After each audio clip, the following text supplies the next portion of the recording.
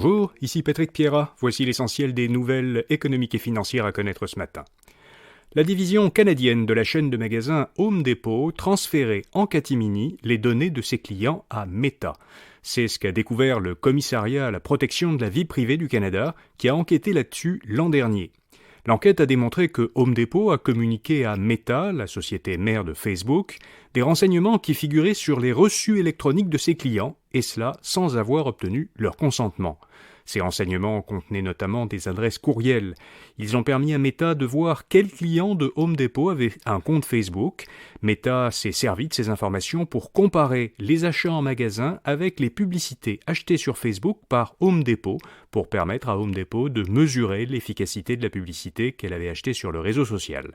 Meta s'est aussi servi des renseignements à de ses propres fins commerciales pour faire du ciblage publicitaire sans lien avec Home Depot. Home Depot assure qu'elle a cessé en octobre dernier de communiquer les renseignements de ses clients à Meta. Le prix des maisons va encore diminuer, mais ce n'est que temporaire, dit la Banque du Canada. La Banque centrale s'attend à ce que le prix des maisons au Canada baisse encore d'ici l'été. Elle a fait cette prédiction cette semaine, en même temps qu'elle annonçait une 8e hausse consécutive de son taux directeur. Mais elle croit que, à plus long terme, l'activité immobilière va s'accélérer, possiblement à partir du second semestre de cette année, en raison de la pénurie de logements et de l'arrivée continue d'immigrants au Canada. Les données sont claires, vraiment très peu de logements sont vacants. Le taux d'inoccupation des appartements locatifs était de seulement 1,9% au Canada à la fin de l'an dernier, selon un rapport de la Société canadienne d'hypothèques et de logement, la SCHL.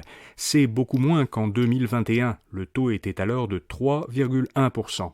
Selon la SCHL, la baisse du taux d'inoccupation s'explique par plusieurs facteurs, dont la hausse de l'immigration, le retour des étudiants sur le campus et la hausse des coûts d'emprunt qui rend plus difficile l'achat d'une propriété. La semaine dernière, Kaleido, une firme de Québec, anciennement connue sous le nom Universitas et qui gère des régimes enregistrés d'épargne-études, a désactivé son service en ligne parce qu'elle a découvert que des fraudeurs avaient volé les fonds de certains épargnants. Selon la presse, une 50aine de clients ont ainsi été victimes de cette fraude. Kaleido a annoncé hier qu'elle allait rembourser à ses clients les sommes dérobées, y compris les rendements qu'ils auraient pu accumuler.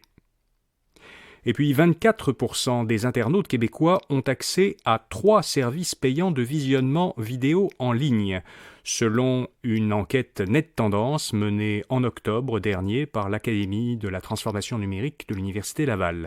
C'est une augmentation de 6 points de pourcentage en un an, donc un quart des internautes québécois qui utilisent 3 services payants de visionnement en ligne ou plus.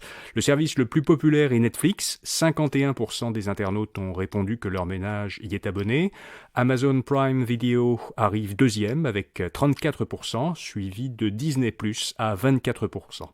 Concernant les services payants québécois, 14% des internautes accèdent à Club Illico et 8% à Ici Tout TV Extra. Voilà, vous savez l'essentiel. Pour un tour d'horizon de l'actualité générale, écoutez notre autre balado Actualité Info Bref. Demain samedi, ne manquez pas notre épisode à retenir cette semaine. On reviendra sur un événement récent avec un de nos chroniqueurs experts. À demain donc pour cet épisode ou à lundi matin pour notre prochain bulletin de nouvelles économiques. Bonne journée.